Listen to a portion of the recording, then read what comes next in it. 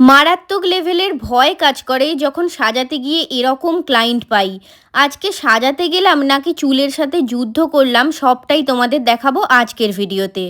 চলে গিয়েছিলাম আজকেও সাজাতে, আর আজকের ক্লায়েন্টের লোকেশান ছিল ডোমজুড়ের মধ্যেই। তো একদম দুপুর দুপুর পৌঁছে যাই ক্লায়েন্টের বাড়ি। আর ওনার বাড়ি গিয়ে প্রথমেই যেটা আমার মন ছুঁয়েছিল সেটা হচ্ছে এই কড়িবর্গা দেখে, যেটা কিন্তু একদম পুরানো বাড়িতেই দেখা যায়। আমাদেরও পুরানো বাড়িতে এটা ছিল জানো তো, আর এখন কিন্তু ওটা খুব মিস করি।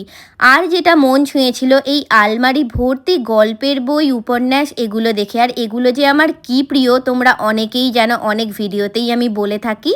তারপরেই চলে এসেছিল এই পুচকি মেয়েটা আমাদের জন্য কোল্ড ড্রিঙ্কস আর মিষ্টি নিয়ে। আর আজকে যে প্রিন্সেসের জন্মদিন তাকে রেডি করতে বসিয়ে দিয়েছিলাম। সেই প্রিন্সেস আর ওর মা দুজনেই আজকে পার্টি মেকওভারের জন্য আমাকে বুকিং করেছিল, তাই প্রিন্সেস আর ওর মাকে দুজনকেই আজকে আমি রেডি করব, দুজনকেই রেডি করতে বসিয়ে দিই। আর এই দিদির এত ভালো বিহেভিয়ার কি বলবো তোমাদের। এক এক জায়গায় আমরা সাজাতে যাই, এত ভালো ব্যবহার করে যে সেই বাড়ি থেকে আসতেই ইচ্ছা করে না। আর এক এক জায়গায় সাজাতে যাই, কি বলবো তোমাদের, এমন ব্যবহার মনে হয় কি পাপ করে বুকিংটা নিয়েছিলাম। তো যাই হোক, এখানে আমার মেকআপ করতে ভীষণ অসুবিধা হচ্ছে, কারণ রুমের লাইটটা একটু কম ছিল। তাই নিজেই আমি এরকম পাকামি মেরে একবার এদিক আর একবার ওদিক এই করতে লেগে গিয়েছিলাম, যে লাইটটা ফিট করে দিয়েছিল ওখানেরই একজন দাদা। আর আমি এখানে পাকামি করে একবার এদিক আর একবার ওদিক করতে শুরু করে দিয়েছিলাম। যাই হোক, স্যাটিসফাই আর হতে পারছিলাম না লাইটটা নিয়ে। লাইটিং নিয়ে একটু প্রবলেম হচ্ছিল, কিন্তু তার মধ্যেও অ্যাডজাস্ট করে বেশটা করে নিই। আর দুজনকেই একসাথে রেডি করছিলাম, দিদিকে আর প্রিন্সেসকে দুজনকেই একসাথে রেডি করে দিয়েছিলাম। আর তারপরে প্রিন্সেস আমাকে বলতে লেগে গিয়েছিল, আন্টি আমাকে বেশি বেশি করে এরকম ব্লাশারটা লাগিয়ে দাও যাতে গালগুলো একদম গোলাপি গোলাপি লাগে। আর বলতে লেগে গিয়েছিল গালগুলো যেন একদম চকচক করে, এত এত করে তুমি হাইলাইটার দাও। তো যাই হোক, মেকআপটা প্রায় কমপ্লিট হয়ে গেছে। তারপরে করে দিয়েছিলাম হেয়ারস্টাইলটাও করেছি আমি আমার পছন্দসই। প্রিন্সেসকে আর ওর মাকে দুজনকেই আমি আমার পছন্দসই সাজিয়েছি আজকে। আর তারপরেই আসলো সেই ভৌতিক ব্যাপার। দেখতে পাচ্ছ কি কষ্টে যে হেয়ারস্টাইল করতে হয়েছে, কি বলবো তোমাদের।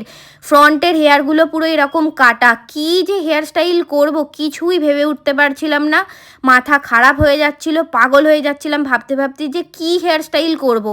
অনেক ভেবে চিনতে অনেক কষ্ট করে আজকের হেয়ারস্টাইলটা আমাকে করতে হয়েছে। অ্যাডজাস্ট করে কোনো রকমই হেয়ারস্টাইল করা যাচ্ছিল না, হেয়ারের অবস্থা দেখতেই পাচ্ছ তোমরা। তো যাই হোক, দেখো এটা হলো প্রিন্সেসের ফাইনাল লুক। কেমন লাগছে প্রিন্সেসকে বলো, একদম ছোট পুচকি মেয়ে, তাই মানে সেটা বুঝেই আমি সাজিয়েছি। তোমাদের কেমন লাগছে লুকটা বলো, হেয়ারস্টাইলটা কেমন লাগছে বলো। আর চলো এবার দিদির ফাইনাল লুকটা নিয়ে আসছি, তোমরা দেখে বলো তো যে দিদির ফাইনাল লুকটাও তোমাদের কেমন লাগলো। তো এই হলো দিদির ফাইনাল লুক। একদমই নিউডের মধ্যে একটা লুক দেওয়ার চেষ্টা করেছি, যেহেতু একদম ব্ল্যাক শাড়ি তার সাথে অক্সিডাইজ জুয়েলারি পরেছিল, তাই খুব হাবিজাবি মেকআপ করিনি, একদম লাইটের ওপর একটা মেকওভার করেছি।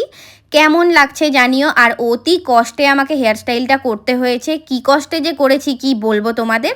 যাই হোক, কেমন লাগলো ওদের দুজনের লুক সেটা তোমরা জানিও অবশ্যই কমেন্ট করে।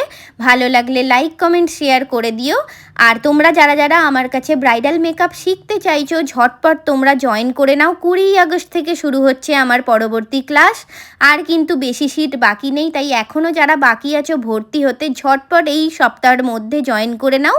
তো চলো এবার দিদির থেকেও জেনে নিই যে দিদির কেমন লাগলো আজকে আমার কাছে সেজে। দিদি কিরকম লাগলো সেজে একটু বলো। আমার তো খুবই ভালো লেগেছে। ঠিক আছে, আমি এর আগেও মেকআপ করেছি, কিন্তু স্বর্ণালীর হাতে সম্পূর্ণ অন্যরকম। ঠিক আছে, থ্যাংক ইউ। Thank you.